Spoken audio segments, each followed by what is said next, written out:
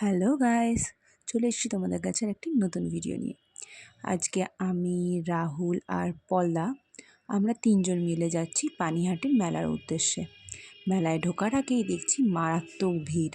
কী আর করবো, মুখ ভ্যাংচানো ছাড়া আর কোনো কাজ দেখতে পেলাম না। তারপরে অবশেষে আমরা মেলার ভেতরে এন্ট্রি নিলাম। নিতে নিতেই যা ভিড় দেখলাম, ভিড় দেখে মনে হলো আজকে মনে হয় বাড়ি ফিরতে পারবো না। যাই হোক, পল্লাকে জিজ্ঞেস করলাম, কী গো, কী দেখবে এবার বলো? পলদা বলল, যা দেখতে এসছি তাই দেখবো। আমি কী দেখবে? যা দেখতে এসছি মানে তোমরা নিশ্চয়ই বুঝতে পারোনি, এবার বুঝতে পারো। কিছুই না আর কি, পলদার জন্য রমণী খুঁজতে এসেছিল। লাইন দিয়ে ভিড় করে না কিরম গাছপালা আর পশু পাখি দেখতে এসছে। তো আমি ওদের দুজনকে জিজ্ঞেস করলাম, তোমরা কি পাখি দেখবে? বলছে না, আমরা অলরেডি পাখি দেখছি। সেটাকে আমার বড় কিন্তু বলেনি, বলেছে এই যে উৎপলেন্দু বিশ্বাস।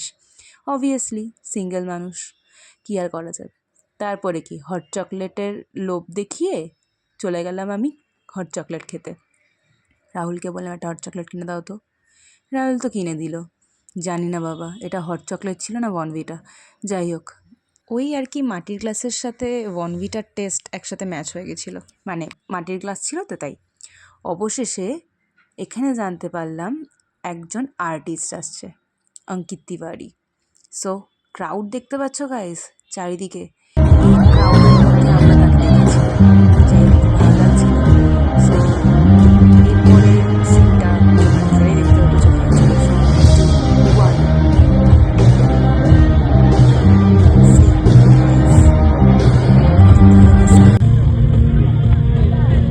সিরিয়াসলি আমি এতটা কাছ থেকে দেখেছি, এতটা কাছ থেকে দেখেছি। So much excited, so much fun.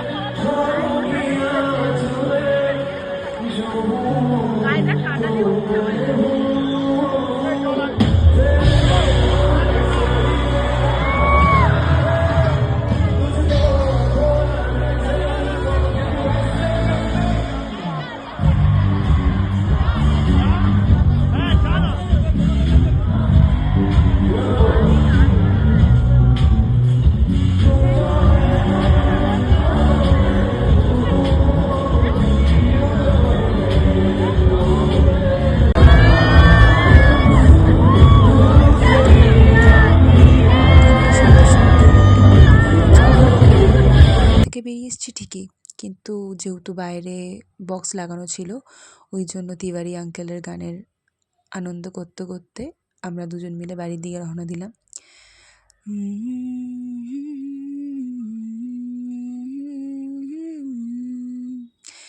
তারপর আর কি, রাস্তায় একটা মার্কেট পেয়েছিলাম, সোয়েটার, টুপি, হ্যান্ড গ্লাভস এই সমস্ত। তো ওখান থেকে একটা জ্যাকেট কিনে নিয়েছিলাম, হেভি লেগেছিল জ্যাকেটটা। যাই হোক, পরে ওই জ্যাকেট পরা ছবি তোমরা অবশ্যই দেখতে পাবে। তারপর আর কি, খাবার দাবার নিয়ে বাড়ির দিকে রওনা। পলদা আমাদের সাথে রাস্ট অব্দি শেষ মতো আসতে পারেনি, কারণ পলদার শরীর খুব খারাপ লাগছিল।